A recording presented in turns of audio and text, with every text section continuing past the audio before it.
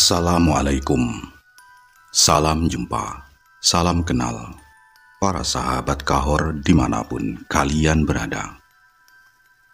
Di sini, Bang Fawa akan menceritakan sebuah kisah seram tentang teror anjing hitam tumbal santet Kalimantan. Sebuah cerita dari daerah Kalimantan. Cerita yang akan disampaikan oleh seorang narasumber yang bernama Danang. Yang waktu itu beliau berusia 20 tahun.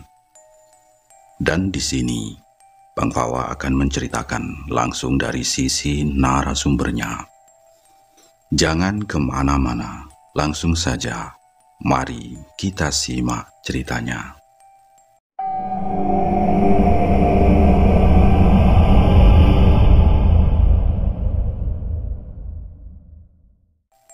Saya menetap di Palangkaraya untuk menimba ilmu di salah satu universitas, jauh dari kampung halaman saya. Sebuah pemukiman di pedalaman yang namanya sengaja saya samarkan demi menjaga adat setempat. Pengalaman ganjil ini saya saksikan sebulan sebelum memasuki bulan Ramadan. Tepatnya saat libur setelah ujian tengah semester, yang membuat saya bisa menjejakkan kaki kembali ke rumah. Abah atau ayah saya adalah seorang petani kebun karet dan pedagang hasil bumi. Profesi sampingannya yang sering disebut orang sebagai membantu orang adalah bagian yang selalu sulit saya definisikan. Di kampung kami, meskipun Islam adalah agama resmi mayoritas penduduk, tradisi Dayak lama dan kepercayaan animisme dinamisme masih hidup berdampingan. Ada kebiasaan membakar kemenyan atau dupa saat berziarah ke sandung makam adat, atau melakukan upacara adat kampung seperti tiwah, upacara kematian, atau balehan, upacara penyembuhan.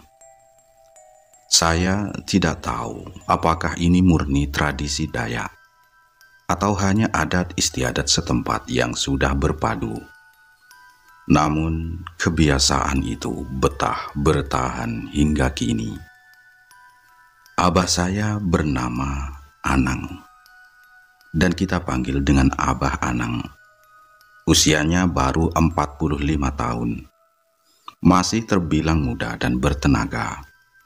Beliau adalah orang yang selalu diminta untuk mendoakan dupa sebelum ziarah atau menjampi air bagi orang yang sakit.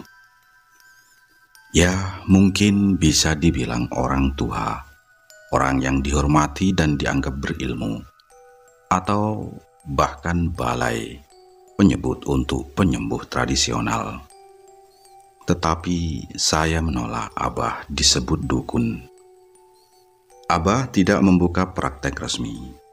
Beliau hanya mencoba membantu tetangga sekitar dengan ilmu kebatinan dan tidak pernah mematok bayaran. Walaupun demikian, ada saja yang berterima kasih dengan pulut, uang imbalan atau tanda terima kasih berupa uang kertas dengan nominal kecil. Ya, paling besar Rp20.000. Saya sering melihatnya saat sedang liburan di rumah. Tidak ada ritual aneh-aneh. Jika ada orang sakit, Abah biasanya hanya memberikan air putih yang ditaruh di botol bekas air mineral yang sudah dilafalkan doa-doa Islam yang dipadukan dengan mantra-mantra yang diwariskan dari para leluhur. Ilmu dan doa-doa ini diturunkan langsung dari Kai, kakek saya, dulu sewaktu Kai masih hidup. Beliau adalah tetua adat kampung dan juga seorang pahuma, orang yang bertugas mengurus jenazah. Saya tidak tahu apa sebutan nasional atau di daerah lain. Tetapi di kampung kami, orang yang bertugas mengurus mayat, mulai dari memandikan, menyolatkan hingga menguburkan, disebut Pahuma. Mungkin kalau di Jawa adalah Pak Mutin. Disinilah pengalaman teraneh yang pernah saya alami dimulai. Itu berawal dari kedatangan seorang pemuda dari kampung seberang. Usianya masih muda, sekitar 25 sampai 27 tahun. Namanya saya samarkan menjadi Rizky, nama yang lumrah bagi pemuda Melayu atau Banjar di sini. Bang Rizky datang ke rumah selepas salat Isya. Saya masih ingat betul karena waktu itu saya sedang asik menonton televisi di ruang tengah. Tiba-tiba Uma, ibu saya, berteriak mengingatkan agar segera melaksanakan salat. Nah, disitulah Bang Rizky datang dan bercerita bahwa istrinya sedang sakit keras. Ia membawa botol mineral ukuran 1 liter. Saya yang duduk tak jauh dari mereka mendengar percakapan antara Abah Anang dan Bang Rizky. Assalamualaikum. Permisi, Bah. Bini saya sudah seminggu ambruk, kata Kang Rizky. Kenapa kada tidak dibawa ke balai pengobatan, Riz? Sakit apa gerangan? Kata Abah. Badan lemas, kada bisa bangkit. Kata mantri di puskesdes, ini hanya sakit demam biasa, Bah. Tapi obatnya habis sudah. Tetap saja begini. Rencananya sih besok mau kami bawa ke kota, ke rumah sakit. Tapi sebelum itu, ulun saya minta tolong, Bah. Takutnya ini ada parah, gangguan gaib atau apa begitu, kata Kang Rizky. Waduh, parah apa, Riz? Kata Abah. Abah memang suka berkelakar, berusaha mencairkan suasana. Di kampung kami di tepi sungai Mentaya yang berliku, setiap kali ada orang yang sakit keras, selalu saja dikaitkan dengan hal-hal gaib. Entah itu ulah penunggu hutan atau orang basandi, santet atau guna-guna. Tak heran, penduduk lebih memilih membawa kerabatnya yang sakit untuk berobat ke orang tua, seperti Abah, daripada ke dokter. Tentu saja, biaya pengobatan alternatif ini dinilai jauh lebih ringan ketimbang harus merogoh kocek untuk rumah sakit di kota. Abah Anang yang mendengar penjelasan Rizky lantas meminta botol air itu. Beliau kemudian memejamkan mata, duduk bersila di atas tikar purun, dan mulai melafalkan doa-doa panjang yang kadang diselingi mantra Dayak pelan. Saya yang awalnya hanya menonton TV di sudut ruang tengah, segera beranjak dan bergabung dengan ibu di ruang tamu. Sementara Abah masih sibuk dengan meditasinya, saya dan Uma mencoba berbincang dengan Kang Rizky, menanyakan perkembangan istrinya, hingga obrolan kami meliar kemana-mana. Membicarakan harga getah karet terbaru dan musim buah yang akan tiba. Tepat ketika kami sedang asik berbincang, Abah terperanjat kaget seperti disengat. Hampir saja menjatuhkan botol air yang sedang dipegangnya. Bunyi botol plastik yang terbentur lantai kayu betang atau rumah panggung khas itu membuat kami tersentak. Kenapa, Bah? Kata Bang Rizky yang posisinya paling dekat dengan Abah langsung bertanya refleks. Kak Daris, ini kirain ada kecoa terbang di bawah. Jawab Abah sambil tertawa kecil, kembali bercanda seperti biasa. Abah menyelesaikan jampinya, menyerahkan botol air itu kepada Rizky, sambil berpesan agar air tersebut diminumkan dan diusapkan ke seluruh badan istrinya.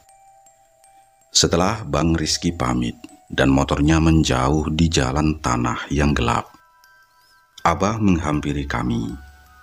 Ia duduk di samping Uma dengan mimik muka yang berubah total, sangat serius. Kasihan bener bini si Rizky itu mah. Ya, semoga saja ia tidak apa-apa, katanya lirih. Sejak ucapan Abah hari itu, kecurigaan saya tak terbendung. Ada yang tidak beres dengan penyakit istri Bang Rizky, dan Abah menyembunyikan sesuatu yang ia lihat di dalam doa-doa itu.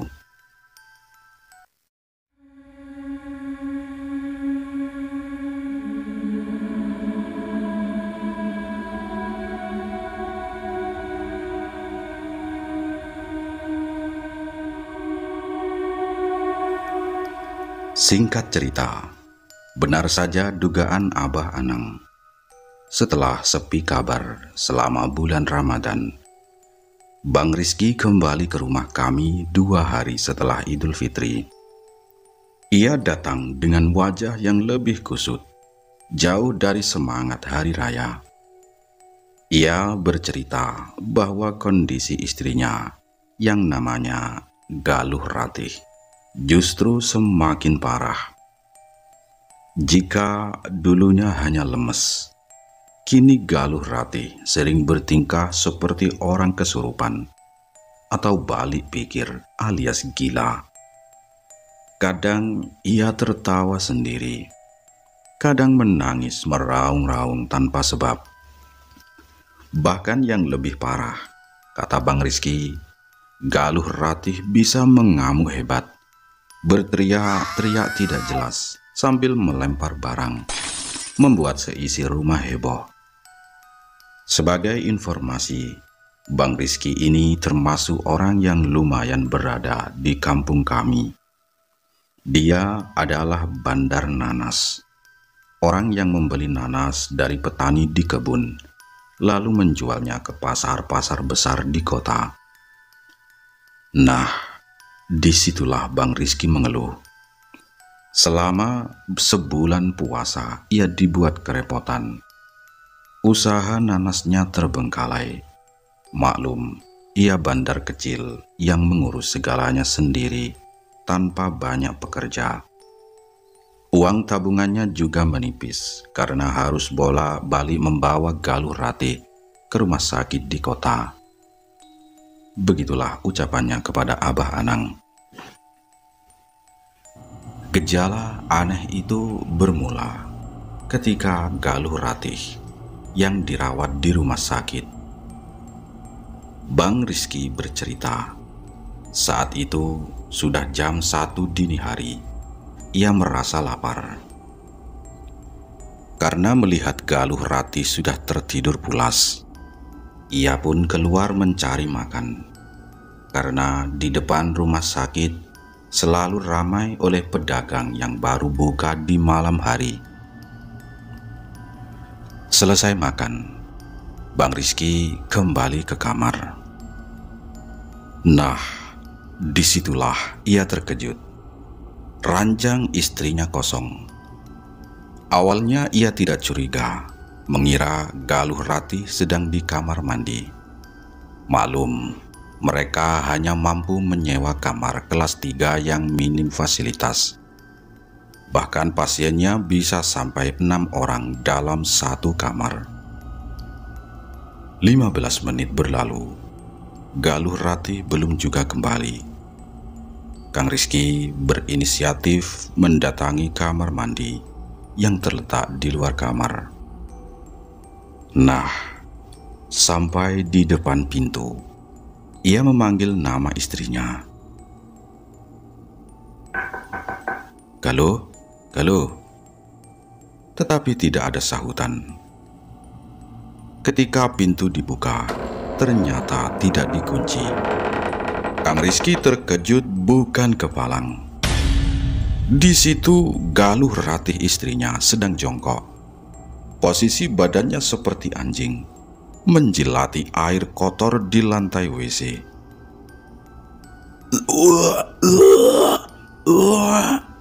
Bang Rizky langsung muntah sejadi-jadinya melihat kelakuan istrinya yang di luar nalar itu. Wajah Galuh Ratih pucat pasi, matanya melotot sempurna, dan lidahnya menjulur-julur, persis seperti anjing gila.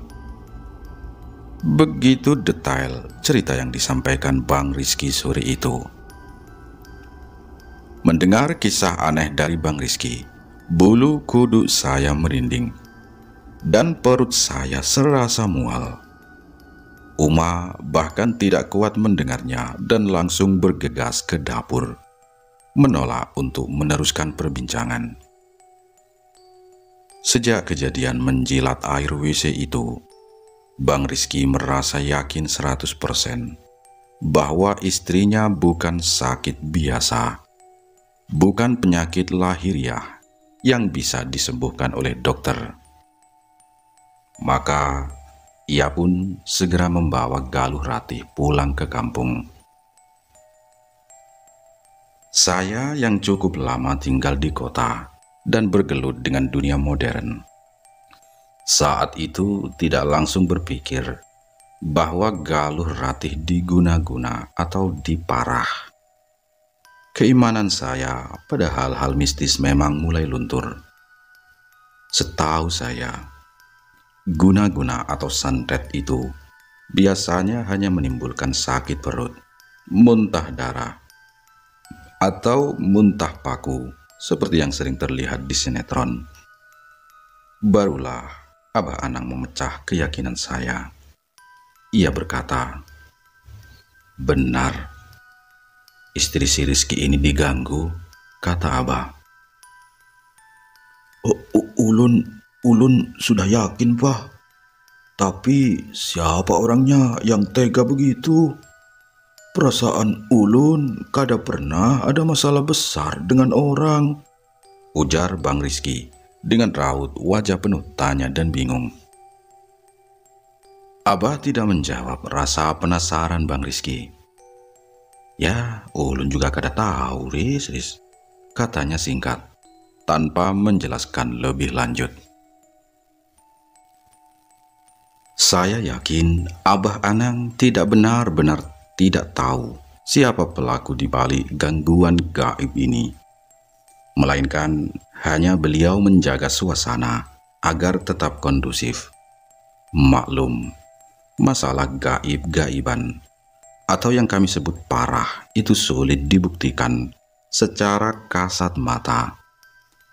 Walaupun Abah sudah mendapat petunjuk, tanpa bukti jelas, ia takut jika dibilang menfitnah. Mungkin Abah mencegah Bang Rizky untuk bertindak sembrono dan main hakim sendiri. Ulun harus bagaimana, Bah? Tolong dibantulah, Bang Rizky memohon dengan nada putus asa. "Aduh, ulun kada terlalu paham, Riz. Masalah yang berat macam ini, biasanya Abah hanya mengusir orang yang ditampel hantu, dirasuki setan, atau jin jaria saja," kata Abah. Jin jaria adalah istilah kami untuk setan kelas bawah yang biasanya berdiam di tempat seram, seperti pohon beringin atau kayu besi yang besar. Mendengar permintaan Bang Rizky, Abah tampak kebingungan. Tidak seperti biasanya. Kali ini Abah tidak memberikan air yang sudah didoakan. Mungkin perkaranya memang beda. Abah hanya menyuruh Bang Rizky pulang dan memberikan semacam hafalan atau doa khusus yang telah ditulisnya di atas kertas.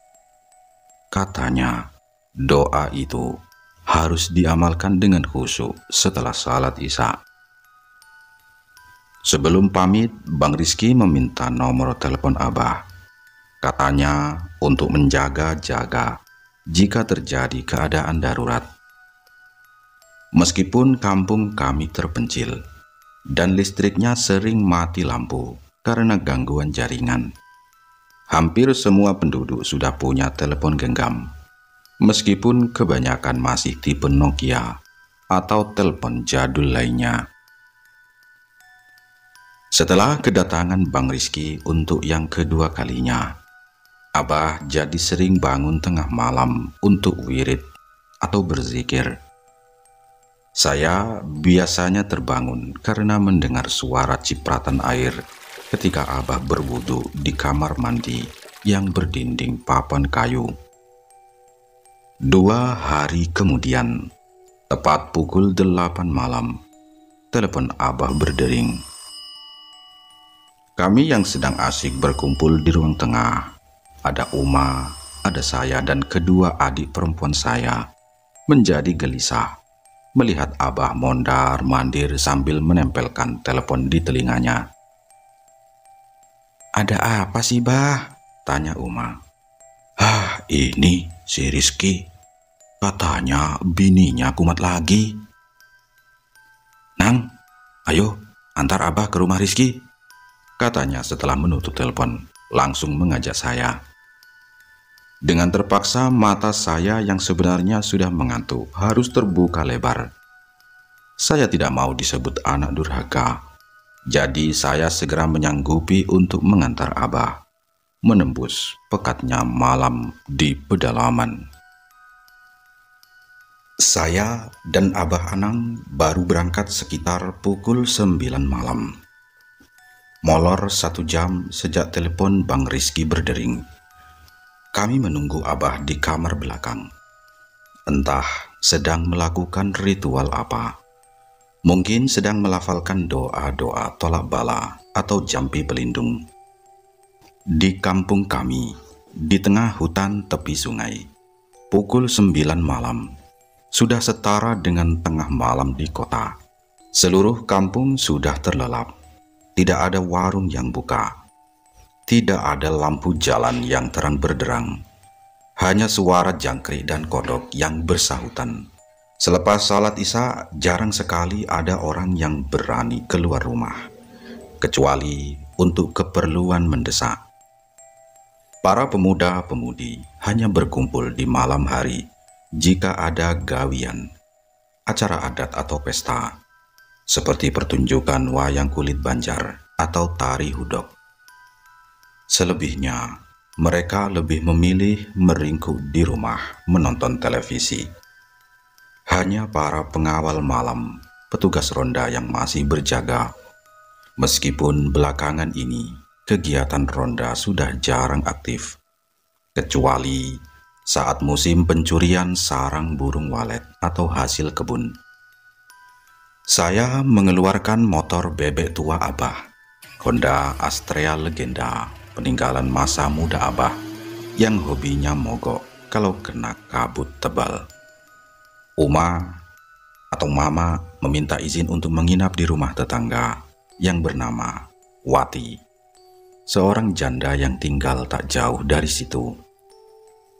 Entah mengapa, suasana rumah menjadi mencekam setelah telepon dari Bang Rizky tadi. Uma memang seorang penakut sejati. Sebagai informasi, jarak antara kampung kami dengan kampung Bang Rizky sekitar 8 km. Kami dipisahkan oleh hamparan kebun karet yang luas. Kami harus melewati jalan utama desa yang berlubang dan berlumpur. Maklum, jalan di pedalaman jarang diperhatikan karena dianggap bukan jalur utama yang ramai. Sayangnya, kebun karet di jalur dalam yang menghubungkan kampung kami ini tidak seindah perkebunan di pinggir kota. Di sepanjang jalan ditanami pohon mahoni, ulin, dan berbagai jenis pohon hutan lainnya. Memang teduh di siang hari, tapi saat malam suasana berubah horor. Pohon-pohon besar itu seperti raksasa hitam yang berdiri tegak mengawasi. Saya menyalakan motor dan membonceng Abah. Dengan basmalah, kami berdua berangkat menuju rumah Bang Rizky. Walaupun masih melewati jalan kampung, suasana sepi begitu menyelimuti. Jarak antara rumah satu panggung ke rumah panggung lainnya lumayan renggang. Tidak seperti di kota yang padat. Tak seorang pun kami temui di jalan. Mungkin karena sudah larut dan orang-orang sudah terlelap dalam mimpi. Abah emang tahu rumahnya si Rizky? Saya membuka obrolan, mencoba mengusir dinginnya malam. Entah mengapa malam ini angin bertiup sangat kencang, menembus jaket dan menusuk tulang. Iya, nanti dia menunggu di pinggir jalan, jawab Abah singkat. Setelah melewati jalan perkampungan, kami mulai memasuki perkebunan warga yang didominasi oleh kebun nanas. Buah nanas memang menjadi komoditas utama di kawasan ini. Di setiap batas kebun nanas, warga selalu menanam pohon bambu tali atau bambu betung. Pohon bambu sangat berguna di sini. Bisa dibuat untuk pagar, tiang penyangga hingga anyaman. Bayangkan pemandangan rumpun-rumpun bambu yang menjulang tinggi di malam hari. Belum lagi ketika tertiup angin, rumpun bambu ini akan bergoyang dan menghasilkan bunyi gesekan melengking yang mengerikan. Tak ketinggalan bunyi dari daun-daunnya yang melambai-lambai, seperti tangan di kegelapan. Dan yang paling membuat merinding, mitos di desa kami mengatakan bahwa pohon bambu sering menjadi istana atau tempat bersemayam hantu banyu atau jin jaria yang jahat. Saya mengendarai motor dengan sangat pelan, berhati-hati menghindari lubang-lubang jalan yang dipenuhi lumpur. Tidak ada lampu jalan yang menolong kami, hanya sebatas sinar kuning dari lampu depan motor yang menjadi satu-satunya penunjuk jalan. Keadaan benar-benar gelap pekat, sebab langit tampak mendung dan tidak terlihat satu bintang pun. Konsentrasi saya terbagi antara mengendalikan motor di jalan yang rusak dan melawan perasaan takut yang tiba-tiba saja menyelimuti. Belum lagi dinginnya angin malam yang membuat wajah saya terasa kaku. Ketika merasa takut, kita pasti pernah mengalami sensasi seolah sedang diikuti. Perasaan ingin menoleh ke belakang atau ke samping selalu saja menggoda. Pandangan ke depan pun tak kalah mencekam. Bayangan jika lampu motor tiba-tiba menyorot sesuatu yang mengerikan selalu menghantui. Ngomong-ngomong soal menoleh ke belakang, mitos di kampung kami di tengah hutan ini, konon katanya jika kita sedang berjalan sendirian di tempat sepi, jangan pernah menoleh saat merasa diikuti. Menoleh ke belakang sama dengan melambai pada hantu. Ia akan merasa diajak atau dipanggil, sehingga akan terus mengikuti kita hingga ke rumah. Setelah melewati jalan yang diapit kebun nanas, kami memasuki jalan utama, jalan yang cukup besar dan ramai dilalui warga di siang hari. Tapi malam ini suasananya hening. Kebun sawit yang di siang hari terlihat adem dengan pohonnya yang rimbun, kini di malam hari begitu menyeramkan. Terdengar suara gemuruh ketika daun dan dahan saling bergesekan karena angin, lengkap dengan dengungan nyaring dari jangkrik. Ingin rasanya saya menarik tuas gas hingga kecepatan maksimal. Tapi kondisi jalan yang rusak parah tidak memungkinkan. Baca ayat kursi nang, bisi Abah Anang tiba-tiba dari jok belakang. Mendengar perintah mendadak dari Abah, saya merasa sedikit panik. Maksud hati ingin bertanya alasannya, tetapi saya memilih untuk diam saja dan segera melafalkan ayat suci itu dalam hati. Saya hanya menebak, mungkin karena kami sedang melewati sebuah tanjakan maut. Di kampung kami, tanjakan ini hanya terkenal di kalangan warga sekitar. Abah pernah bercerita saat saya masih kecil. Tepat di pinggir tanjakan ini ada pohon ulin raksasa, tempat di mana dahulu ada orang bunuh diri. Tanjakan ini juga biasanya menjadi tempat para begal atau penyamun bersembunyi untuk merampok korban. Beberapa kali pernah terjadi kasus perampokan dan lokasinya selalu di sini. Mungkin si perampok memanfaatkan kepanikan pengendara yang harus berjuang menanjak di malam hari. Setelah melewati tanjakan itu, di samping kanan kami terdengar suara. Suara kerasa kerusuk dari balik semak belukar. Saya mengira itu hanya suara musang pandan yang sedang mencari makan. Namun suara itu seperti mengikuti kami. Saya yang mulai gemetar dan refleks ingin menoleh ke samping, segera ditepuk pelan oleh Abah. "Plak, terus Nang, jangan berhenti," perintahnya tegas. Saat sedang menyetir dengan perasaan deg-degan hebat, samar-samar di depan, di tengah kegelapan, terlihat sepasang mata. Mata itu bersinar merah atau kuning, tampak sangat kontras di tengah pekatnya malam. Seketika tanpa sadar, saya menginjak rem mendadak. Jit! Abah terkejut karena motor berhenti tiba-tiba. "Kenapa Nang?" tanya Abah Anang kaget. Itu di depan apa Bah?" Jawab saya pelan, sambil menunjuk ke depan, ke arah 2 titik hijau menyala di tengah kegelapan. "Astagfirullah, jalan kita ini dihalang supaya kada sampai ke rumah Rizky," jawab Abah dengan suara tertahan. Mata itu samar-samar, posisinya di bawah, seperti sedang berjongkok. Saya masih yakin itu adalah musang pandan yang tadi kami dengar. Saya tidak mengerti maksud Abah yang bilang jalan kami dihadang. "Bagaimana Bah?" tanyaku. Abah langsung turun dari motor.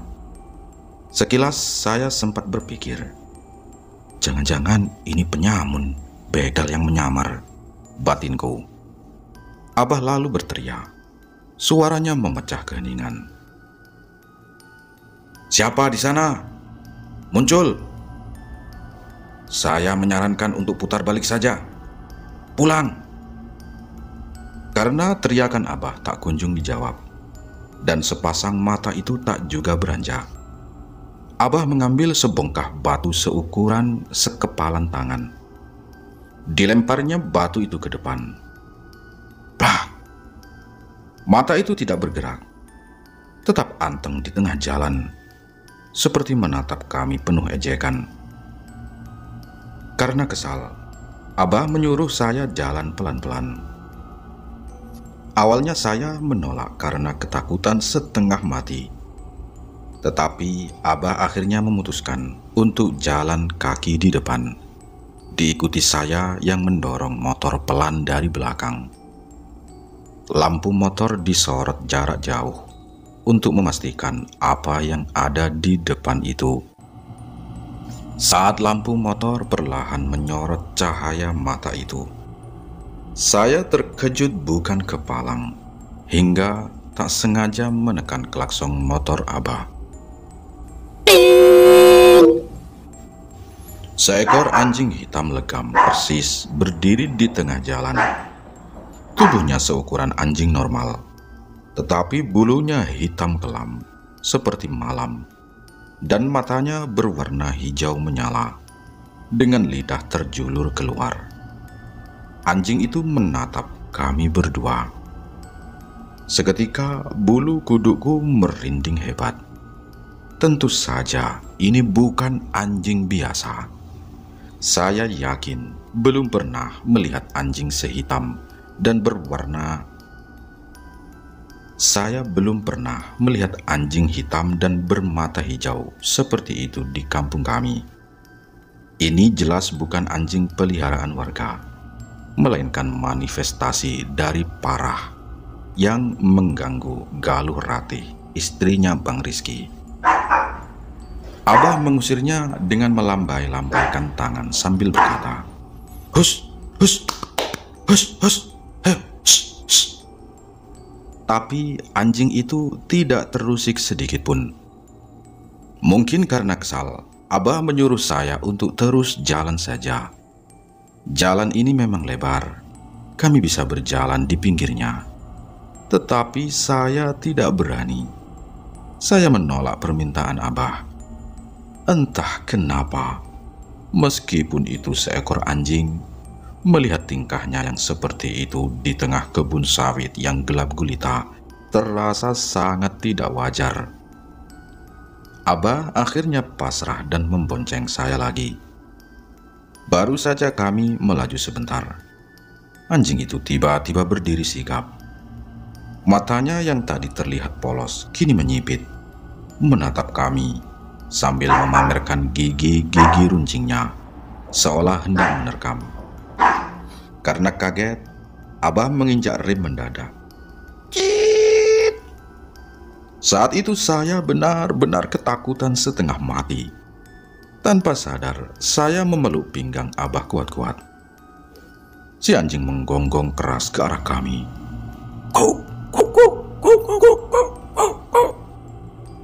Suara gonggongan anjing di tengah malam sepi di antara kebun sawit yang gelap gulita itu membahana dan menimbulkan gema yang mencekik. Saya komat kamit membaca ayat kursi. Saya bahkan tak ingat apakah bacaanku benar atau salah, saking paniknya. Tapi si Abah, ia malah menatap anjing itu, seolah sedang menantangnya. Namun saya tahu Abah juga tenang, sebab saat saya memeluk pinggangnya, saya bisa merasakan detak jantungnya yang memukul kencang di dada. Anjing itu tampaknya ingin menyuruh kami pulang, seakan-akan menghalangi kami untuk datang ke rumah Bang Rizky. Saya tak berani menatapnya langsung, sesekali hanya mengintip dari bahu Abah.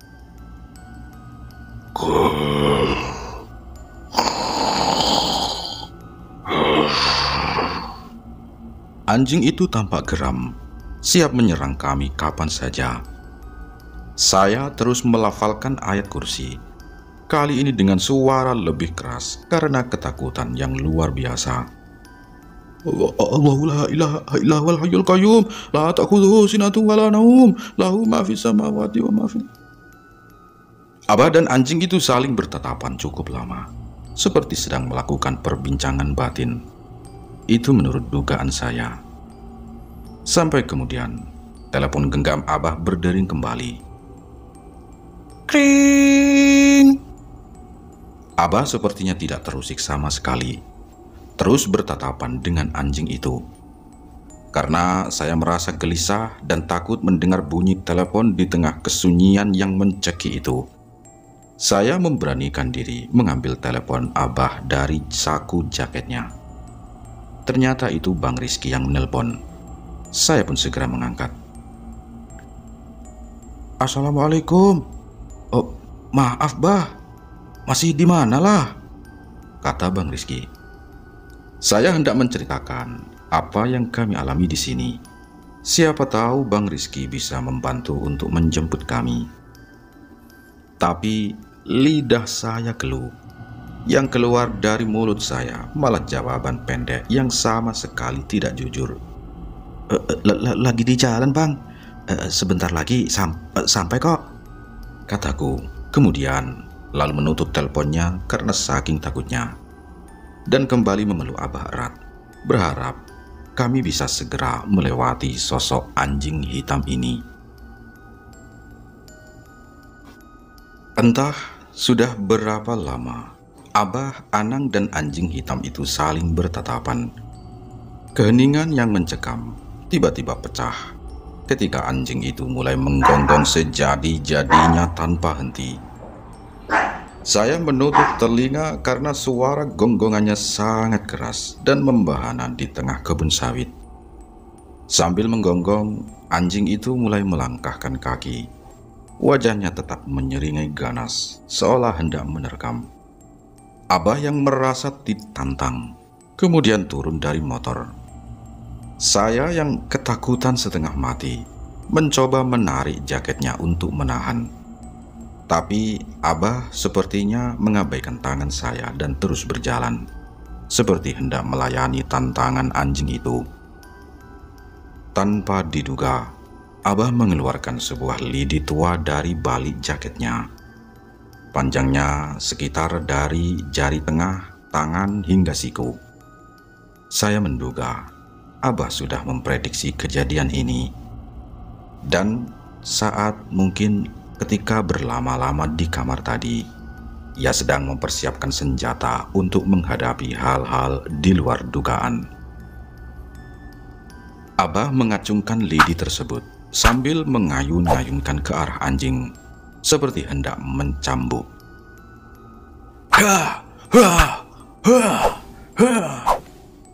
Anjing hitam itu menghentikan langkahnya, namun wajahnya tampak lebih marah.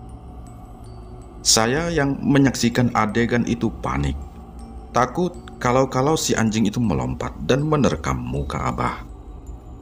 Saya merasa heran, bagaimana mungkin Abah melawan seekor anjing ganas hanya dengan sebatang lidi. Namun rupanya ilmu saya terlalu dangkal untuk memahami tindakan Abah. Setelah Abah terus-menerus mengayun-ayunkan lidi itu, si anjing hitam secara perlahan mundur, tapi wajahnya terus menyeringai, dan air liurnya tampak menetes deras dari mulutnya yang lebar. Beberapa kali anjing itu mondar-mandir ke kiri dan kanan, tetapi tatapannya tak pernah lepas dari Abah, seolah mencari celah untuk menyerang. Kali ini Abah mulai memberanikan diri meloncat ke depan. Hendak mencabuk anjing hitam itu. Namun dengan gesit, si anjing mundur, menghindari cambukan Abah, kemudian berlari ke belakang. Seringai seramnya mulai hilang, tetapi mata hijaunya yang bersinar di kegelapan tetap menatap kami, seolah gagal melakukan misi. Anjing itu memutuskan untuk pergi. Ia melesat masuk ke semak-semak kebun sawit, yang kemudian diikuti suara gonggongannya beberapa kali sebelum akhirnya hilang ditelan kegelapan. Karena saya terlanjur syok dan kaki saya gemetaran hebat akibat ketakutan, Abahlah yang membawa motor untuk melanjutkan perjalanan. Saya duduk di belakang. Tentu saja saya duduk dengan perasaan was-was, takut kalau anjing itu balik lagi dan menerkam saya dari belakang. Tidak lama kemudian, dari arah depan tampak sebuah cahaya lampu bulat berwarna kuning. Ketika jarak kami semakin dekat, terlihat bahwa itu adalah Bang Rizky dan seorang pria yang tidak saya kenal dibonceng di belakangnya. "Oh, ulun menyusul, Bah. Takut terjadi apa-apa di jalan. Soalnya pas tadi ulun telepon, Nang bilang sebentar lagi sampai. Ulun khawatir ban motor Abah bocor," kata Bang Rizky kepada Abah. "Oh, Kak Adaris, tidak. Cuma Abah bawa motornya pelan saja. Ya maklumlah, jalannya jelek," jawab Abah. Saya heran, Abah sama sekali tidak menceritakan peristiwa anjing hitam yang baru saja kami alami. Mungkin Abah tidak mau membuat suasana semakin panik. Kami melanjutkan perjalanan. Motor Bang Rizky mengikuti kami dari belakang. Kini saya sedikit tenang. Seandainya anjing itu datang lagi dan hendak menerkam, setidaknya masih ada orang di belakang saya. Akhirnya kami tiba di kampungnya Bang Rizky. Setelah masuk ke jalan kecil dan melewati kebun singkong, terlihatlah sebuah rumah panggung yang dicat putih. Bang Rizky membunyikan klakson pendek, seolah memberitahu bahwa itulah rumahnya. Begitu kami masuk ke rumah panggung yang dicat putih itu, Bang Rizky segera memperkenalkan kami kepada ibu mertuanya, seorang wanita paruh baya, dan adik iparnya yang tadi membonceng bersamanya. Di rumah itu hanya ada mereka bertiga, kata Bang Rizky, karena bapak mertuanya baru meninggal sekitar 2 bulan lalu. Sore tadi, rumah ini sempat ramai oleh tetangga yang menjenguk, tapi sekarang sudah sepi. Setelah menikmati secangkir kopi hangat suguhan ibu mertua Bang Rizky, kami diajak ke kamar untuk melihat kondisi istrinya yang sakit. Sebenarnya saya lebih nyaman duduk saja di ruang tamu, menikmati kopi dan wadai, alias kue atau camilan yang disajikan. Namun rasa penasaran yang terlalu besar, jadi saya mengikuti Abah dari belakang. Di dalam kamar, tampak seorang wanita mengenakan daster merah motif kembang-kembang, sedang duduk bersandar ke dinding berbalut selimut. Rambutnya panjang tergerai dengan kulit sawo matang. Tatapannya kosong lurus ke arah jendela kayu. Sepertinya dia tidak menyadari kedatangan kami. Bang Rizky memperkenalkan wanita itu. Namanya Galuh Ratih, istrinya. Galuh? Galuh? Abah memanggil-manggilnya dengan nada lembut. Galuh Ratih tidak merespon. Dia masih anteng melihat ke arah luar. Wajahnya tampak pucat, dan lingkar hitam di sekeliling matanya terlihat jelas, seperti mata hantu. Kata Bang Rizky, istrinya itu jarang sekali tidur. Kalau tidak sedang kumat, ia kerjanya hanya melamun seperti ini. Badannya juga sangat kurus. Bahkan tulang belikat di bawah lehernya terlihat menonjol. Abah menyuruh Bang Rizky mengambil segelas air putih. Setelah dibawakan, Abah kemudian mulai melafalkan doa-doa panjang, memejamkan mata. Setelah selesai, sedikit demi sedikit air itu dicampurkan ke telapak tangan, lalu diusapkan ke wajah Galuh Ratih. Namun, kaget bukan main semua orang yang ada di kamar itu, termasuk saya, ketika melihat reaksi Galuh Ratih saat menerima percikan air doa dari Abah. Tangannya langsung menyambar gelas yang sedang dipegang Abah, hingga terpental keras ke arah dinding papan. Piah! Bunyi denting pecahan gelas yang beradu dengan kayu itu memekakkan telinga. Pecahan kacanya berhamburan kemana-mana, bahkan hampir mengenai mata ibu mertua Bang Rizky. Ekspresi Galuh Ratih berubah total. Yang tadinya kalem dan kosong, kini tampak marah luar biasa. Matanya melotot sempurna, giginya menyeringai, bahkan terdengar gemeletuk yang ngilu di telinga.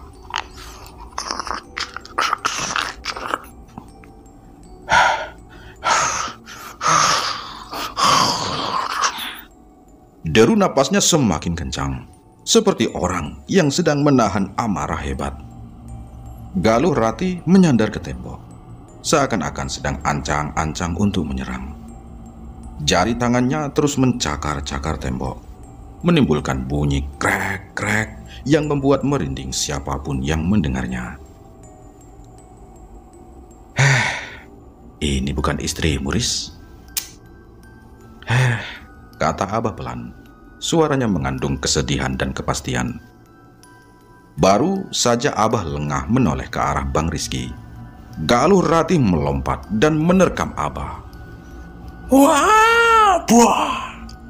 Kini leher Abah berada dalam cengkraman Galuh Ratih. Kami yang panik segera menarik tubuh wanita itu. Bayangkan, 3 orang pria, saya, Bang Rizky dan adik iparnya, menarik tubuh seorang wanita kurus. Secara logika, seharusnya itu bukan masalah. Tapi di luar dugaan kami, Galuh Ratih masih kokoh mencekik Abah. Tubuhnya tidak goyah sedikit pun. Bahkan saat kami bertiga menariknya sekuat tenaga. Ibu mertuanya yang panik menangis sambil berlari keluar. Sementara kami terus berusaha melepaskan cekikannya Galuh Ratih.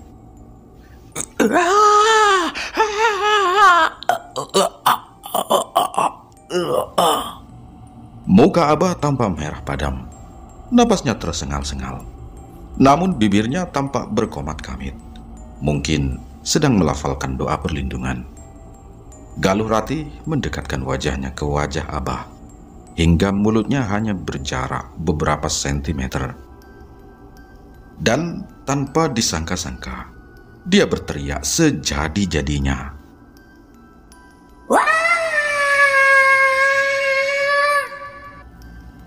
Kami yang sedang berusaha menarik tubuh Galuh Ratih refleks menutup telinga. Suara teriakan wanita itu melengking tajam, seolah bukan berasal dari pita suara manusia, menggema menembus sunyi malam. Setelah berteriak melengking, Galuh Ratih melompat ke arah depan, melepaskan cengkramannya dari leher Abah Anang. Istri Bang Rizky itu kemudian jongkok, menatap kami semua seperti seekor binatang liar. Galuh Ratih tampak tidak peduli lagi dengan penampilannya. Dasternya robek di bagian samping karena ia bergerak lincah dan tak teratur, sehingga auratnya terlihat. Namun, tidak ada satupun pria di sana yang terbesit pikiran birahi melihat wanita dalam kondisi seperti kerasukan. Tak lama kemudian, ibu mertua Bang Rizky datang kembali bersama rombongan tetangga. Ada sekitar 8 orang, 2 perempuan dan sisanya laki-laki. Mereka tampak keheranan menatap Galuh Ratih yang berjongkok di dekat pintu masuk. Saat Galuh Ratih lengah melihat kerumunan itu, Abah Anang segera menyentuh kepalanya, tepat di bagian jidat. Abah mencengkeramnya dengan kuat. Galuh Ratih menjerit-jerit, meronta.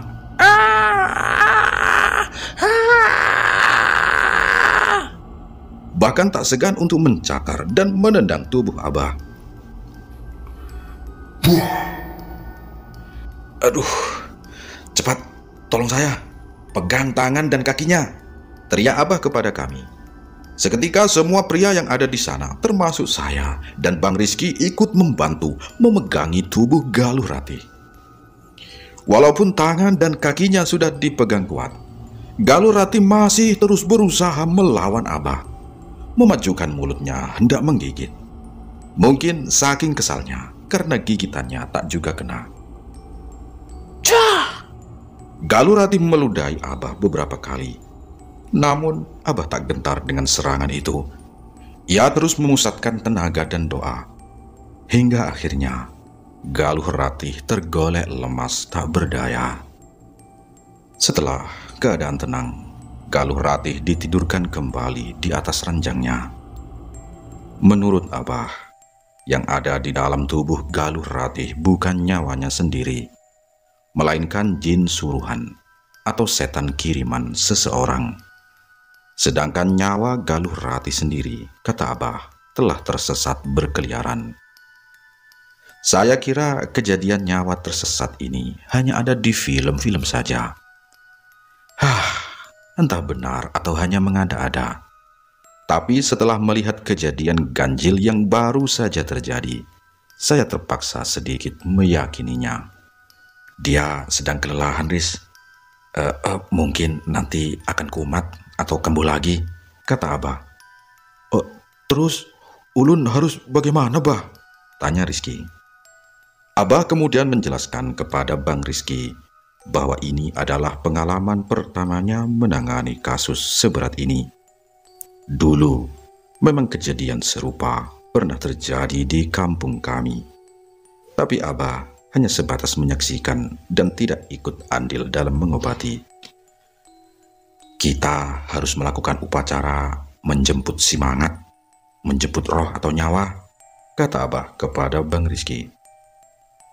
Istilah menjemput semangat atau menjemput lelembut ini adalah upacara kuno untuk menjemput kembali roh atau jiwa seseorang yang terpisah dari raganya. Menurut Abah, dahulu upacara ini sering dilakukan dan lumrah di kampung. Sebab saat kampung kami masih benar-benar hutan dan banyak tempat keramat, banyak orang yang kesurupan atau linglung, tersesat nyawanya hingga tidak bisa pulang. Biasanya jasad mereka disembunyikan oleh makhluk halus di semak-semak atau bahkan di dahan-dahan pohon besar. Orang yang biasanya diisengi setan seperti ini adalah mereka yang melanggar atau berlaku tidak sopan. Misalnya, buang air sembarangan di bawah pohon ulin keramat atau duduk di atas sandung atau makam adat tanpa sengaja. Akhirnya malam itu, kami memutuskan untuk menginap di rumah Bang Rizky bersama bapak-bapak tetangga yang lain. Kami pun berbincang seru di ruang tamu, seakan melupakan kejadian mengerikan yang baru saja terjadi. Saya ikut nimbrung, menikmati kopi dan kacang rebus yang disajikan ibu mertua Bang Rizky sambil menunggu datangnya pagi. Hingga akhirnya suara tahrim berkumandang. Tahrim adalah istilah di kampung untuk membangunkan orang untuk salat subuh. Saya dan Abah berpamitan untuk pulang, mengejar waktu salat subuh di rumah. Tapi sebelum pulang, Abah berpesan dengan suara pelan agar Bang Rizky mengorek-ngorek halaman depan atau belakang rumahnya untuk mencari benda-benda aneh yang mungkin saja ditanam oleh seseorang.